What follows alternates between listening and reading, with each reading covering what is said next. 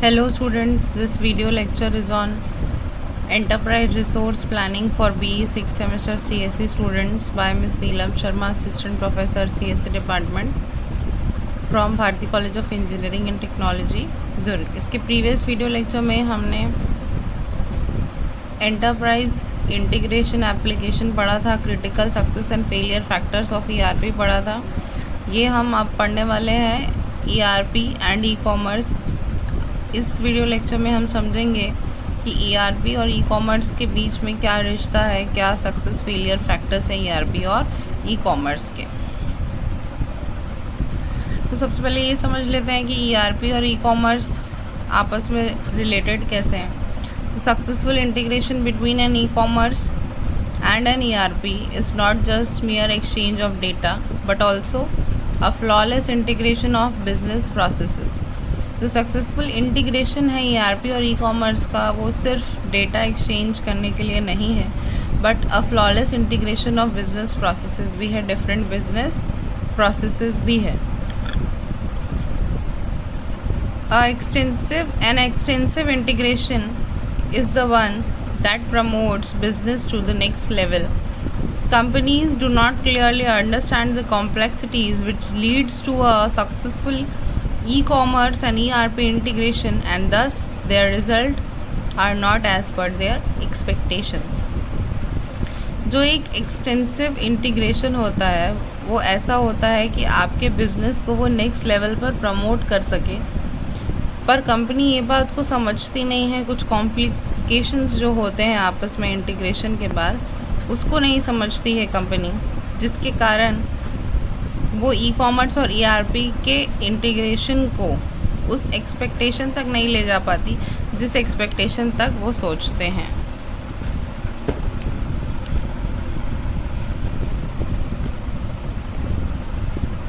ये देखिए 5 challenges है to overcome in ERP and e-commerce integration. Integrate with attention, integrate for future, lack of clear understanding, training and support, insufficient testing. इन सबको एक एक करके हम डिटेल में समझेंगे। पहला है इंटीग्रेट विद इंटेंशन। तो intention behind the integration should be very clear. It is crucial to understand what the business expects out of the integration. The expectation should be quantitative rather than qualitative. इसका मतलब ये है कि जो integration हो रहा है, जो इंटेंशन है हमारा इंटीग्रेशन का, वो बहुत क्लियर होना चाहिए। बहुत क्रूशियल हो जाता है ये समझना कि हम अपने बिजनेस से क्या एक्सपेक्ट करते हैं और जो हम ई-कॉमर्स और ERP का इंटीग्रेशन कर रहे हैं उससे हमको क्या आउटपुट मिलेगा। तो द एक्सपेक्टेशन जो है वो हमेशा क्वांटिटेटिव होना चाहिए, क्वालिटेटिव नहीं होना चाहिए। क्वांटिटेटिव का मतलब ये होता है कि कितनी क्वांटिटी में आपको चीज़ें मिलेंगी, आप कितनी क्वांटिटी में आप डील कर रहे हैं, ना कि आप क्वालिटी प्रोडक्ट्स की बात करें। There must be clear quantifiable expectations regarding the percentage increase in growth, improved sales, improved experience of the customer। जो भी आप बेच रहे हैं product, there must be clear quantifiable expectation, जिसमें कि percentage increase in growth, improved sale, improved experience of the customer होना चाहिए। Fitting picture of whatever the ultimate goal of the organisation is. अगर आप इंटीग्रेशन कर रहे हैं अपने बिजनेस का ई-कॉमर्स के साथ, तो उस इंटीग्रेशन के का आपको एक्सपेक्टेशन क्या है, वो एक्सपेक्टेशन आपका पूरा हो रहा है कि नहीं, यही आपका इंटेंशन होना चाहिए। नेक्स्ट है lack of clear understanding. The time spend between organisation and their integration partners is very less, thus the understanding of business integration requirements is not very clear. This ultimately leads to cost overruns, project delays, increase in efforts. A clear understanding of the requirements forms of the most important part of integration. The integration partner should be clear about the challenges that are being addressed and also the objective behind the integration. जो time spend होता है organisation और integration partners के बीच में बहुत ही कम होता है। इस कारण से जो बिज़नेस इंटीग्रेशन की रिक्वायरमेंट्स रहती हैं वो क्लियर नहीं हो पाती है, जिसके चलते ये जो है वो कॉस्ट जो है वो बहुत बढ़ जाता है, प्रोजेक्ट डिले हो जाता है, एफर्ट में इंक्रीमेंट हो जाता है, पर काम नहीं हो पाता। तो एक क्लियर अंडरस्टैंडिंग ऑफ रिक्वायरमेंट जो है वो most important part of integration है। तो इंटीग्रेशन पार्टनर्स जो हैं बिजनेसेस के, उनको हमेशा क्लियर रहना चाहिए about the challenges that being addressed, और ऑल्सो जो ऑब्जेक्टिव है हमारा इंटीग्रेशन का, कि अगर आप किसी से मर्ज अप कर रहे हैं तो क्यों कर रहे हैं, कि आपका प्रोडक्ट अच्छी तरह से बिके, आपके प्रोडक्ट की अच्छी एडवर्टीजमेंट हो पाए, इन सारी चीज़ों को लेके बातें क्लियर होनी चाहिए। नेक्स्ट है इनसफिशिएंट टेस्टिंग। टेस्टिंग जो है वो हमारा मेजर स्टेप है और हमेशा वो इंटीग्रेशन के दौरान नेगलेक्ट कर दिया जाता है। जो डिले ऑफ प्रोजेक्ट होता है वो हमेशा या अक्सर इनसफिशिएंट टेस्टिंग के कारण ही होता है। When it happens, the area gets hit by its most in testing. Intention जो है behind the testing is not just to verify if software is working fine or not, but also to see system meets the business needs or not. The testing phase should be properly planned, executed for a successful integration.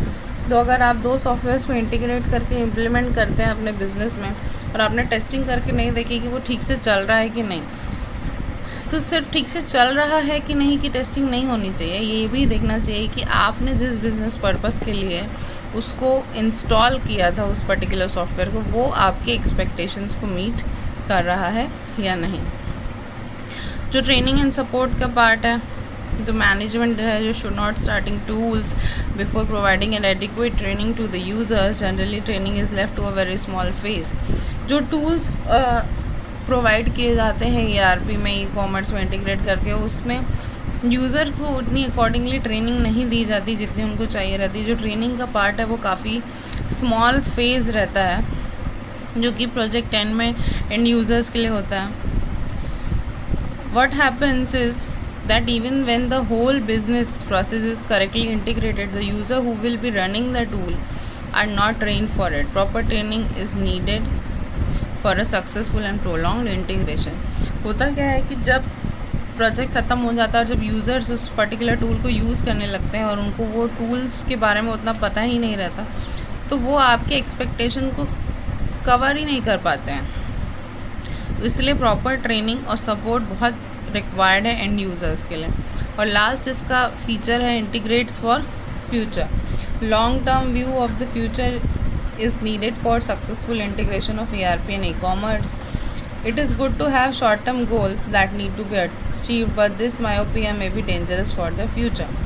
There should be clear intentions behind what happens after short-term milestones are reached. Long-term future determines how well the integration will proceed in the future. Organizations that integrate and work without considering the upcoming aspects often find themselves in an uncomfortable situation in future. जो long term integration होता है ERP और e-commerce का, उसके लिए ये कहा जा सकता है कि शॉर्ट टर्म आप गोल्स रखिए और उसको अचीव करिए, पर शॉर्ट टर्म गोल्स जब इंटीग्रेशन के बाद अचीव हो जाए तो उसके बाद का क्या।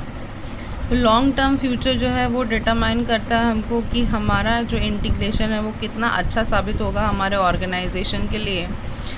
And work without considering the upcoming aspects often find themselves in an uncomfortable situation in future. तो ऑर्गेनाइजेशन जो इंटीग्रेट कर देते हैं और बिना अपकमिंग एस्पेक्ट्स के काम करते हैं, वो अपने आप को एक अनकम्फर्टेबल सिचुएशन में फाइंड करते हैं बाद में, क्योंकि उनको यही नहीं पता रहता कि उनको अब करना क्या है।